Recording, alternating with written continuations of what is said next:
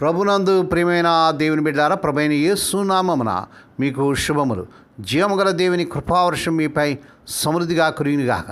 ఈ దినం అనగా ఆగస్టు నెల 10వ తారీఖు 2026 సోమవారం హోలీ ట్రినిటీ చర్చ్ మినిస్ట్రీస్ వారు అందించు అనుదినామన్న. ఈ దినామన ధ్యానాంశం ఎన్నడూ విడువని దేవుడు. ఎన్నడూ విడువని దేవుడు. దేవుని వాక్యం చదువుకుందామండి. విలాప వాక్యమును 3వ అధ్యాయం 31 వచనం. ప్రభు సర్వకాలం విడనాడు. దేవుడు తన పరిశుద్ధ వాక్యం దీవించిన గాక. దేని బిడ్డారు, మీరు అంతా ఎలాగున్నారండి? మీ ఆరోగ్యాలు ఎలాగున్నాయి? మీ కుటుంబాలు అందరూ బాగున్నారా? మీకోసం ప్రతిదినం కూడా మేము ప్రార్థన చేస్తున్నాం. మీకు ఏదైనా ప్రార్థన అవసరం ఉన్నట్లయితే మాకు దయచేసి తెలియచేయండి. మీకోసం మేము భారంతో ప్రార్థన చేయగలం. దేని బిడ్డారు, దేవుని వాక్యం మనం చూసినట్లయితే మరి విలాప వాక్యం 3వ అధ్యాయం 31 దేవుని దయ ఎప్పుడు అయిపోదు అనే వాగ్దానం అంటారు.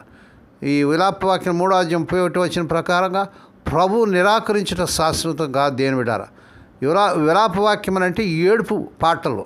యెరూషలేము నాశనమైంది. బబులోను వారు దేవాలయాన్ని కూల్చారు. ప్రజలు చెరలో ఉన్నారు. ప్రవక్త ఇర్మియా గారు దుఃఖంలో రాశాడు. అయితే 3వ అధ్యాయంలో మధ్యలో దేవుని యొక్క ఆశ కనిపిస్తుంది. ఈ యొక్క ఇర్మియా గారు 3వ అధ్యాయం 22 నుంచి 23 వచనాలు, యెహోవా కృపలు అంతమైనవి కావు అని, అవి ప్రతి ఉదయం నూతనంగా ఉంటాయట. దేవునికి స్తోత్రం కలుగుగాక. కనుక ఈ 31వ వచనం మనకి కీలక వచనం. ఈ వచనాన్ని మనం ఎన్నడూ కూడా మర్చిపోకూడదు. ప్రభు నిరాకరించడం శాశ్వతం కాదంట. మరి దేవుని వాక్యం చూసినట్టయితే ఇక్కడ ప్రభు అంటే యెహోవా, యావే, నిబంధన దేవుడు, మాట తప్పని దేవుడు, ఆ కోపం ఉన్న ప్రేమ కలిగినటువంటి దేవుడు. రెండవది నిరాకరించుట. హిబ్రూ జనాచ్ అంటే విసిరివేయడం, తిరస్కరించడం ఆయన వల్ల కాదు. పాపం వల్ల దేవుడు కొంతకాలం మరి శిక్షించవచ్చు, దూరంగా ఉండవచ్చు. యెషయా గ్రంథం 54వ అధ్యాయం 7 నుంచి 8 వచనాలు చదవండి. కానీ 3వ శాశ్వతం కాదు ఆయన కోపం. అంటే దేవుని కోపం తాత్కాలికము, ఆయన కోపం ఆయన ప్రేమ శాశ్వతం.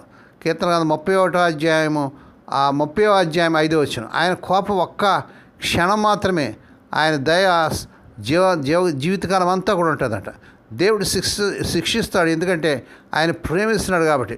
హెబ్రీయులకు రాసిన పత్రిక 12వ అధ్యాయం 6వ వచనం. కానీ విడిచిపెట్టడు, శాశ్వతంగా ప్రియప్రమాణాలను తిరస్కరించడు.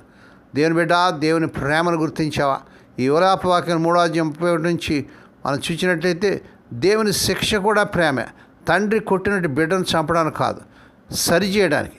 సామెతలు 3వ అధ్యాయం 11 నుంచి 12 వచనాలు చదవండి. చీకటి తర్వాత వెలుగుంటుంది. 21వ వచనంలో, నేను మనసులో తెచ్చుకున్నది ఏదైనా కాబట్టి నాకు నిరీక్షణ కలదు.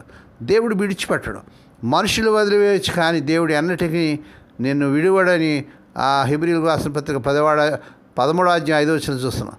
పునరుద్ధరణ ఖచ్చితం. ఇర్మియా చెరలో రాస్తున్న 70 ఏళ్ళ తర్వాత దేవుడు తిరిగి ఇశ్రాయేలుని తీసుకొస్తాడని వాగ్దానం చేశాడు. పాపం చేసిన దోషిగా ఫీల్ అయినప్పుడు దేవుడికి నన్ను ప్రేమించడం అనిపిస్తుంది. కానీ ఈ వచనం ఆయన తిరస్కరణ శాశ్వతం కాదు. ప్రార్థన జాబు రానప్పుడు దేవుడు నన్ను మర్చిపోయాడు అనిపిస్తుంది. కానీ ఆయన నిశ్శబ్దం శాశ్వతం కాదు. నష్టం, వ్యాధి, ఒంటరితనం వచ్చినప్పుడు దేవుడు నన్ను శిక్షిస్తాడని అనిపిస్తుంది. కానీ అది తాత్కాలికం. నిరాశలో ఉన్నప్పుడు ఇర్మియాలాగా చుట్టూ అంతా చీకటిగా ఉన్న దేవుడు ఇంకా సింహాసనంపై ఉన్నాడని ఈ 31వ వచనంలో చూస్తున్నాం. కనుక దేవుని బిడ్డ, నీ బాధ, నీ వేదన దేవునికి చెప్పుకో. ఇర్మియా గ్రంథం 3వ అధ్యాయం అంతా ఏడ్చాడు. దేవునికి కోపం రాలేదు. నువ్వు కూడా ప్రభువా, నేను బాధలో ఉన్నాను, నిస్సహాయంగా ఉన్నానని చెప్పు. గత వాగ్దానం గుర్తు చేసుకో. 21వ వచనంలో, నేను మనసులో తెచ్చుకున్నది, దేవుడిని గతంలో చేసిన మేళ్ళు గుర్తు చేసుకో. దేవుని బిడ్డ, అది నీకు నిరీక్షణ ఇస్తుంది. ప్రతి ఉదయం కొత్త కృప ప్రభు దగ్గర నుంచి ఆశించు. 22 నుంచి 23 వచనాలు, ఆయన కృపలు ప్రతి ఉదయం నూతనంగా ఉంటాయంట. నిన్న అయిపోయింది, ఈరోజు దేవునిది కొత్తది. దేవుని స్తోత్రం.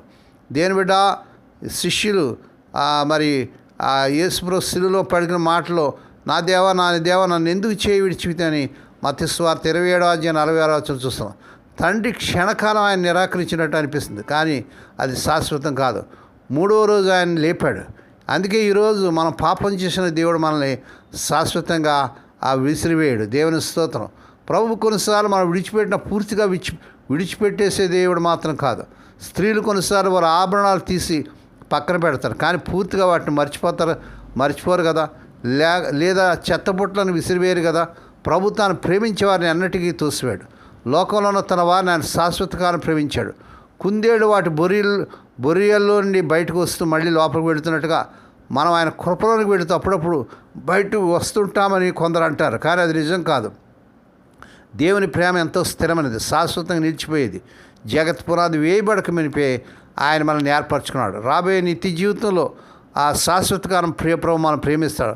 మన కోసం చనిపోయినంతగా మనల్ని ప్రేమిస్తాడు.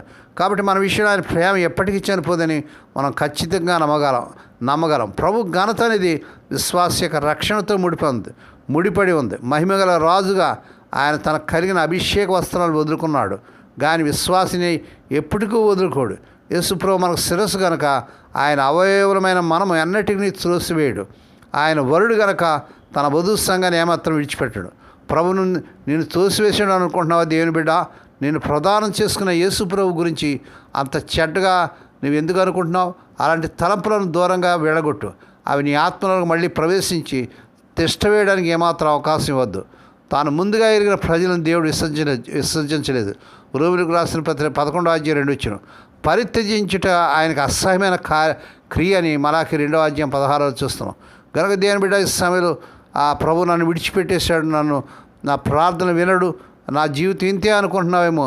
ఈ సమయంలో ప్రభు అంటున్నాడు, నేను నీతో ఉంటానంటున్నాడు, నేను విడివను, నేను ఎడబాయను అంటాడు. దేవుడు నిన్ను ఎన్నడూ విడిచిపెట్టాడు. దేవుని బిడ్డ ఈ వాగ్దానం పట్టుకొని ప్రభు సందులో ప్రార్థన చేయండి. దేవుడి మమ్మల్ని బలపరచును గాక, దేవుడి మాటలు దీవించును గాక. ప్రార్థన చేసుకుందామండి. పరిశుద్ధుడైన మా తండ్రి, మమ్మల్ని ఎన్నడూ విడువనని వాగ్దానం చేసిన దేవుగా ప్రభువా, నువ్వు సర్వకాలం విడిచిపెట్టే దేవుడు కాదు నాన్న. అందుని బట్టి నేను స్తుతిస్తున్నాను తండ్రి. ఈ సమయంలో నాన్న మా తండ్రి ఈ దినం పుట్టినదినాలు, వాహ దినాలు, శుభదినాలు జరుపుకుని బిడ్డలుగా దీవించి మరొక సంవత్సరమైన దాయకరిటని బిడ్డకు ధర్మ చేయండి. ఎవరైతే నాయన రోగాలతో సీరియస్ కండిషన్లో ఐసీఐల హాస్పిటల్ ఉన్నారు, ఇప్పుడే కలవరి శిల్వ రక్త ప్రవాహాన్ని శిరస్సు మీద గారికి పాదమునకు ప్రవాహం చేస్తున్నాను. స్వస్థత, ఆరోగ్యం, విడుదల యేసు నామములో ప్రకటిస్తున్నాను తండ్రి. ఏ కుటుంబంలో తమ ప్రియులు ఇద్దరి నుంచి మాడించి దుఃఖల వేదన్నారు అటు వారికి కావాల్సిన ఆదరణ దయచేయండి. ఈ దినమంతటి నేను బిడ్డల చుట్టూ మీరు రక్తంగా ఇచ్చేసి ప్రతి విధంగా కీడు నుంచి, దృష్టి నుంచి, ప్రమాదాలు తప్పించి క్షేమకరమైన ప్రాణాలు దాచేయమని సమస్త మహిమాఘనత మీకే చెల్లించుకుంటూ స్తుతిస్తూ కొనియాడుతూ యేసే పరిశుద్ధ నామన స్తుతించి గానపరిచి వేడుకని ప్రార్థిస్తున్నాం తండ్రి. ఆమేన్. మన ప్రభువైన యేసుక్రీస్తు వారి కృప, తండ్రి అయిన దేవుని ప్రేమ, పరిశుద్ధాత్మదేవునికి అన్ని సహవాసం సదాకాలం మీకు తోడేండి నడిపించి బలపరచునుగాక. ఆమేన్. ఆమేన్.